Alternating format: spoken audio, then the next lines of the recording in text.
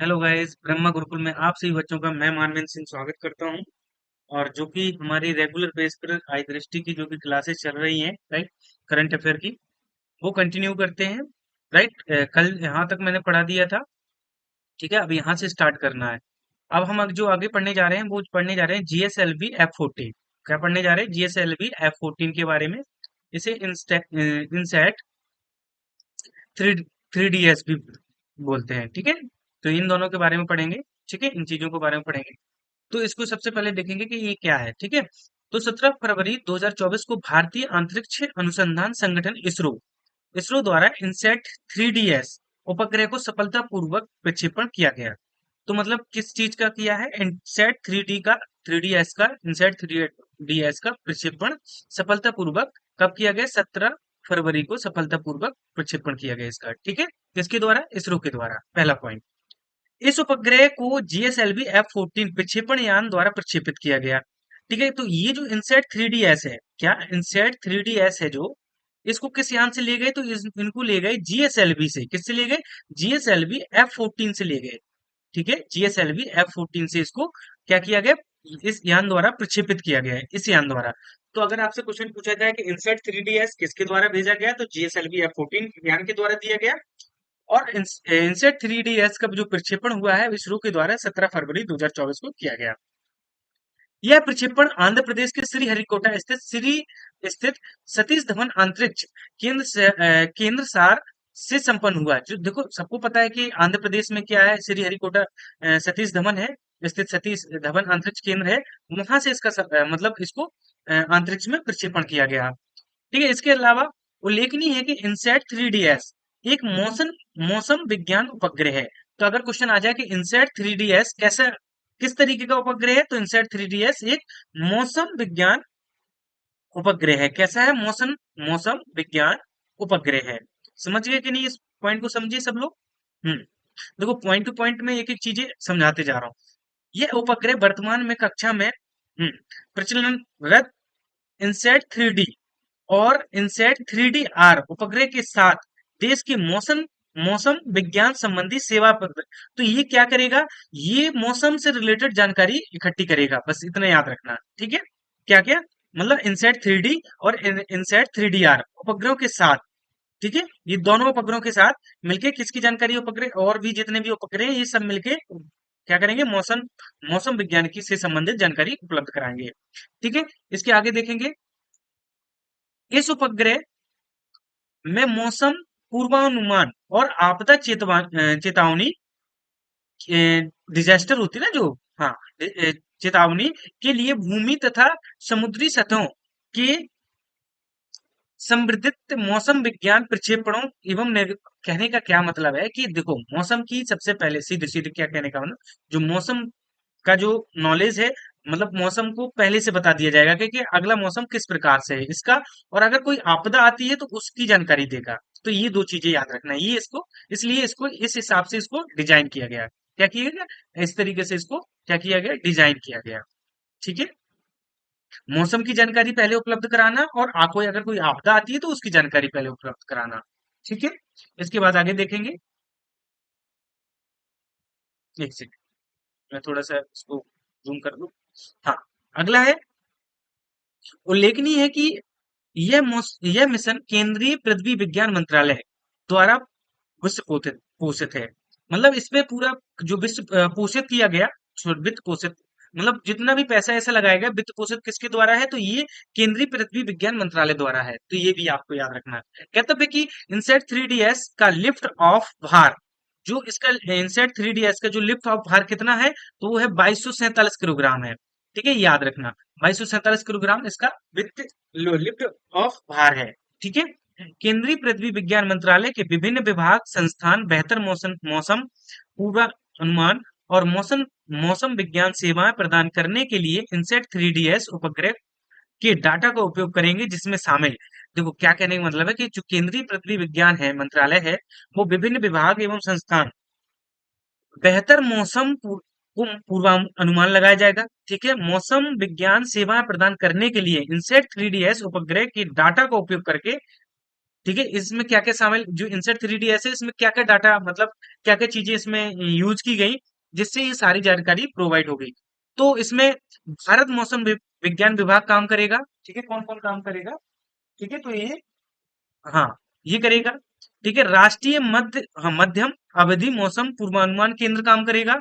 ठीक है, और राष्ट्रीय उष्ण देशीय मौसम विज्ञान संस्थान काम करेगा। और चौथा, राष्ट्रीय समुद्र प्रौद्योगिकी संस्थान काम करेगा।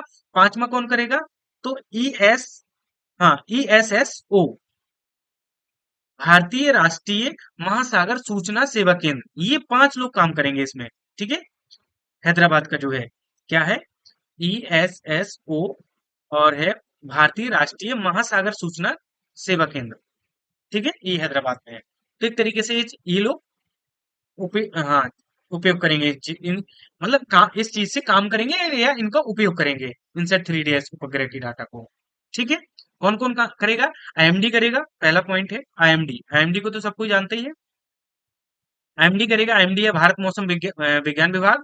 दूसरा, राष्ट्रीय मध्यम अवधि मौसम पूर्वानुमान केंद्र, जिसे NCMR WF नोएडा में केंद्र खुला है, ये करेगा। ठीक है, और तीसरा है राष्ट्रीय उष्ण देशीय मौसम विज्ञान, IITM। ठीक है, और उसके बाद राष्ट्रीय समुद्र प्रौद्योगिकी संस्थान, NIOT। ठीक है, उसके बाद ESSO। ठीक है, हैदराबाद का। तो ये पांच पांच लोग जो इंसर्ट 3ds है उसके, उस उपग्रह के डाटा का यूज करेंगे, जो भी वो डाटा निकाल के देंगे। ठीक है, अब मिशन की कुछ अन्य खास बातें हैं, उसको समझना है। यह भारत के भूतुल्यकाली उपग्रह प्रमोचन यान GSLV की कौन सी उड़ान थी? 16वीं उड़ान थी। वेरी वेरी इंपोर्टेंट है। GSLV की कौन सी उड़ान थी? तो 16वीं GSLV की उड़ान थी ये। ठीक है, यह स्वदेशी क्रियोजेनिक चरण के साथ GSLV की 10वीं उड़ान थी। मतलब कहने का मतलब है कि ये उसकी भूतुल्यकालिक उपग्रह प्रमोचन यान के रूप में इसकी GSLV की कौन सी उड़ान थी? 16वीं थी, भूताल तुल्यकालिक। ठीक है, और इसकी स्वदेशी क्रियोजेनिक चरण के रूप में। ठीक है, GSLV की कौन सी उड़ान थी? 10वीं उड़ान थी। ठीक है, ये याद रखना। यह है स्वदेशी क्रियोजेनिक चरण के साथ GSLV की 7वीं परिचालन उड़ान थी। इसकी 7वीं कौन सी थी? परिचालन उड़ान थी। और GSLV की स्वदेशी क्रियोजेनिक चरण के साथ GSLV की नॉर्मल उड़ान 10वीं थी, और उसके परिचालन उड़ान 7वीं परिचालन उड़ान थी। ठीक है, हाँ। अब GSLV के बारे में और थोड़ा सा देखेंगे। GSLV F-14 की विशेषताएं, ऊंचाई की, तो ये ऊंचा कितना है? तो 51.7 मीटर ऊंचा है। ठीक है, इसके बाद लिफ्ट ऑफ भार इसका कितना है? तो 420 टन इसका लिफ्ट ऑफ भार है। और चरण कौन सा, स्टेज कौन सी थी? तो इसकी तीसरी स्टेज थी। ठीक है, याद रखें। तो मैंने सारा कुछ एक एक करके, आप अगर एक दूसरी बार में देखेंगे तो आपको सारा समझ में आ जाएगा। देखो, एक एक चीजें मैंने एक एक पॉइंट टू पॉइंट आपको समझा दी है। इसके बाद अगला पॉइंट समझेंगे, PSLV। देखो, PSLV C-58 क्या है? ठीक है, एक्सपोसेट मिशन। PSLV C-58 और एक्सपोसेट मिशन, इसके बारे में समझेंगे। तो 1 जनवरी 2024 को भारतीय अंतरिक्ष अनुसंधान संगठन इसरो ने PSLV C-58 की माध्यम से एक्सपोसेट उपग्रह को प्रक्षेपित किया है। तो किसको प्रक्षेपित किया? तो एक्सपोसेट को प्रक्षेपित किया है। किसको किया है? अ, हाँ, एक्सपोसेट। ठीक है, इसको प्रक्षेपित किसने किया है? तो वो किया है PSLV, सॉरी, एक सेकेंड, PSLV C-58। ठीक है, इसने किया है। इसके बाद PSLV C-58 ने श्रीहरिकोटा स्थित सतीश धवन अंतरिक्ष केंद्र सार ने उड़ान भरी, और एक्सपोसैट। ठीक है, एक्सपोसैट, याद रखना, इसको ऐसे पढ़ लो, एक्सपोसैट। एक्सपोसैट को पूर्व की ओर निम्न झुकाव कक्षा में स्थापित कर दिया। देखो, क्या कहने का मतलब है कि PSLV ने जो की है उड़ान कहाँ से भरी है? तो श्री हरिकोटा सतीश धवन अंतरिक्ष केंद्र से भरी है।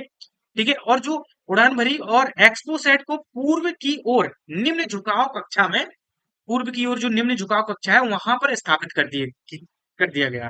ठीक है, PSLV की कुल कितनी उड़ानें हो गई है? तो 60वीं उड़ान थी ये। ठीक है, GSLV की कितनी थी? अभी मैंने जस्ट बताया। देखो, GSLV की तो याद रखना, GSLV की जो उड़ान थी वो 16वीं उड़ान थी।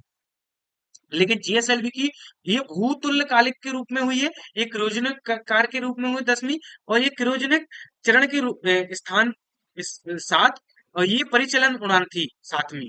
ठीक है, तो इस तरीके से इसको याद रखना। तो आपको मैन उड़ान 16वीं और 10वीं ज्यादा याद रखना। ठीक है।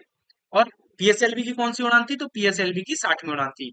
साथ ही पीएसएलवी डीएल संस्करण की चौथी उड़ान थी। जो पीएसएलवी है उसका डीएल की कौन सी उड़ान थी? चौथी उड़ान थी। एक्सोसैट के पूर्ण रूप क्या है? तो एक्सरे ध्रुव ध्रुव मापी उपग्रह। ठीक है।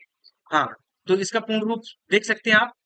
इसके बाद यह इसरो का पहला ऐसा वैज्ञानिक उपग्रह है जो खगोलीय स्रोतों से एक्सरे उत्सर्जन की अंतरिक्ष आधारित ध्रुवीकरण मापन में अनुसंधान हेतु समर्पित होगा। तो इसका काम क्या है कि ये इसरो का एक पहला ऐसा वैज्ञानिक उपग्रह है जो खगोलीय स्रोतों पर एक्सरे उत्सर्जन, जो एक्सरे उत्सर्जन हो रहा है उसके अंतरिक्ष आधारित ध्रुवीकरण मापन में अनुसंधान को हेतु समर्पित होगा। ठीक है।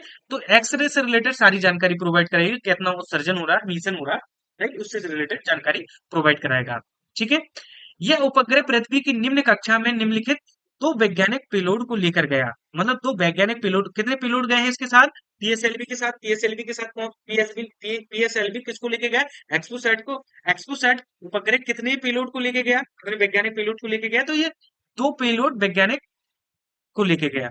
ठीक है। ये पहला है पॉलिक्स, पहला क्या है? पॉलिक्स, और दूसरा क्या है? X C X X S PE C T. ठीक है। ये दो पेलोड को लेके गया। ठीक है, याद रखना इसको। दो पेलोड लेके गया। इसके आगे देखते हैं थोड़ा सा। हाँ, यहाँ समझाने के लिए जगह मैंने निकाली है। देखो, पॉलिक्स का विकास रमन अनुसंधान संस्थान बेंगलोर द्वारा किया गया। जो पॉलिक्स पेलोड है, देखो पेलोड का नाम है POLIX। पोलेट का किसने, इसका पॉलेट जो मतलब पेलोड है, इसका जो कि क्या किया गया, विकास किसके द्वारा? तो रमन अनुसंधान संस्थान है बेंगलोर, उसने किया है। रमन अनुसंधान संस्थान,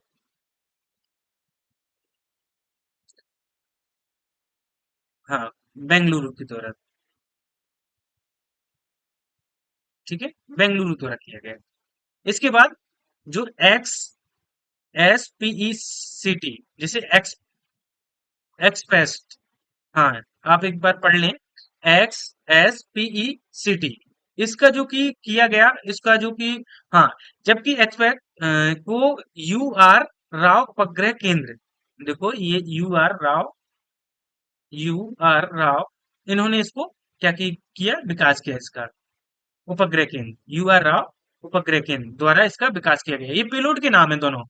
ठीक है, तो दोनों एक बार पढ़ना तो समझ में आ जाएंगे। ठीक है।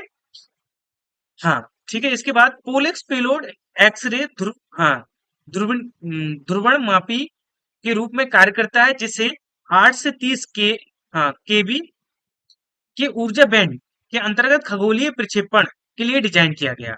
ठीक है। ये किसके लिए डिजाइन किया गया? पोलेक्स का प्राथमिक उद्देश्य एक्सपोसैट मिशन को नियोजित 5 वर्षीय जीवन काल के दौरान विभिन्न श्रेणियों में चमकीले खगोलीय स्रोत का निरीक्षण करना है। तो पॉलिक्स का काम क्या है? पॉलिक्स पेलोड का काम क्या है? इसका प्राथमिक उद्देश्य तो यही है कि जो एक्सपोसैट मिशन है, इसका जो जीवन काल है वो 5 वर्ष का जीवन काल के दौरान, जो 5 वर्ष वो काम करेगा के दौरान विभिन्न श्रेणियों में चमकीले खगोलीय स्रोतों का निरीक्षण करना। जो निरीक्षण है वो पॉलिक्स करेगा, इनका चमकीले स्रोतों का। इसके बाद ज्ञातव्य की पॉलिक्स की हाँ, मध्यम एक्सरे ऊर्जा बैंड में पहला ऐसे पेलोड है जो पोलेक्स है वो मध्यम एक्सरे ऊर्जा बैंड में पहला ऐसा पेलोड है जो विशेष रूप से पोलैरिमेट्री मापन के लिए समर्पित है। ठीक है। इसके बाद आगे देखेंगे। हाँ, XSPECT उपकरण जीरो, हाँ, 0.8 से 15 केबी की ऊर्जा की रेंज में स्कोपिक जानकारी प्रदान करेगा। एक्सपोसेट के सफल परीक्षण के साथ भारत ने ब्लैक होल, न्यूट्रॉन, तारों जैसे खगोलीय स्रोतों का अध्ययन करने के लिए वेधशाला प्रक्षेपित करने का विश्व में दूसरा देश बन गया है। ठीक है, क्या कहने का मतलब है? जो एक्सपोसेट है, कि जो एक्सपोसेट का जो सफल परीक्षण हुआ है, तो सफल परीक्षण के साथ भारत ब्लैक होल, न्यूट्रॉन, तारों जैसे खगोलीय स्रोतों का अध्ययन करने के लिए एक वेधशाला प्रक्षेपित करने वाला विश्व का दूसरा देश बन गया है ये। ठीक है, याद रखना। मतलब ब्लैक होल की देखो क्या करना है, ब्लैक होल की जानकारी इकट्ठा करना, ठीक है, न्यूट्रॉन तारों की जानकारी इकट्ठा करना, इन सभी की जानकारी इकट्ठा करने के लिए एक वेधशाला स्थापित करने वाला भारत एक सेकंड नंबर का देश बन चुका है। ठीक है, याद रखना। इसके पूर्व अमेरिका अंतरिक्ष एजेंसी नासा ने 2021 में आईएक्सपीई मिशन को प्रक्षेपित किया था। तो इससे पहले किसने किया था? आईएक्सपीई, जो कि नासा ने किया था। इससे पहले कब किया था? 2021 में नासा द्वारा। ठीक है, इतना समझे, नासा द्वारा। मिशन के तहत इसरो ने एक्सपोसैट के में को अंतरिक्ष में स्थापित करने के बाद पीएसएलवी C-58 के चौथे चरण को सक्रिय रखकर उसकी उपयोगिता का प्रदर्शन किया। तो पीएसएलवी C-58 द्वारा भेजा गया था, तो उसकी उपयोग उसके चौथे चरण की सक्रियता का सक्रिय रखकर उसकी उपयोगिता का प्रदर्शन भी किया। इसे पीएसएलवी कक्षीय प्रयोग मॉड्यूल 3 नाम दिया गया। ठीक है, पीओईएम 3 के माध्यम से स्टार्टअप, शिक्षण संस्थान एवं इसरो के केंद्रों में 10 अन्य पेलोड को अंतरिक्ष में भेजा गया, जिनका विवरण इस प्रकार है। तो देखिए और भी पेलोड भेजे गए, ठीक है, इसी के द्वारा पीओ जो इसका पीएसएलवी का जो मॉड्यूल 3 था पीओईएम, इसके द्वारा 10 अन्य पेलोड भी भेजे गए, जो इस प्रकार हैं। तो आप इसको एक बार पढ़ लेना, राइट। ठीक है, तो ये इसको याद करने वाले पॉइंट है। ठीक है, इसके बाद हम देखेंगे अगला पॉइंट। ये 10 है, उसके बाद अगला देखते हैं। एक सेकंड, सॉरी।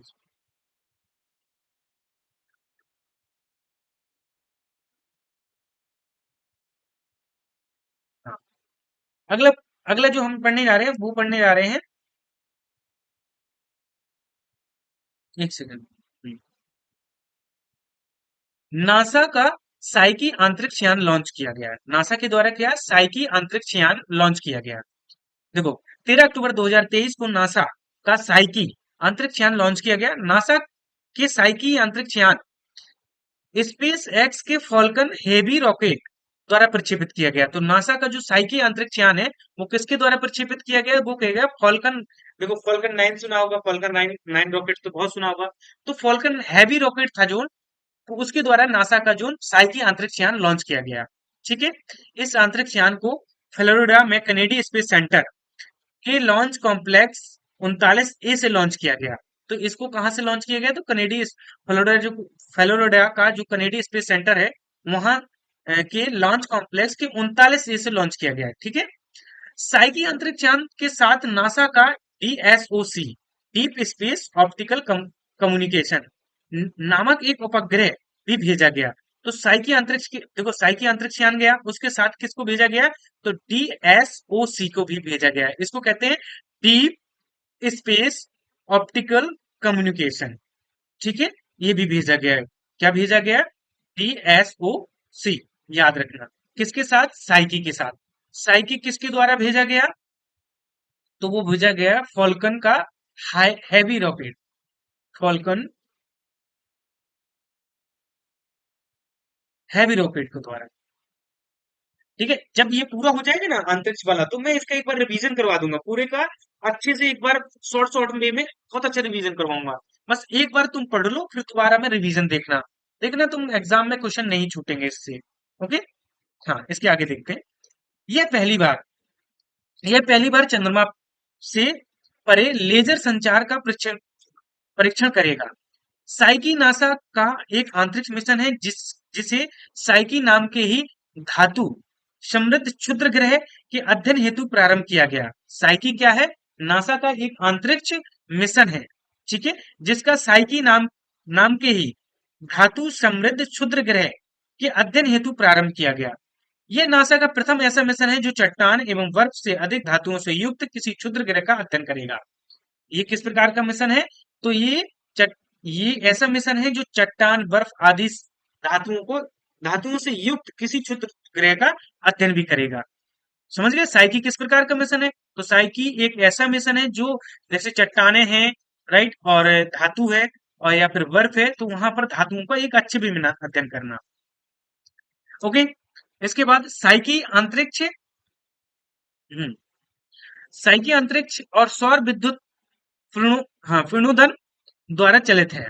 ठीक है, मतलब सोलर इलेक्ट्रिक है, एक तरीके से सोलर से चलने वाला साइकी कैसा अंतरिक्ष यान है, तो सोलर से चलने वाला।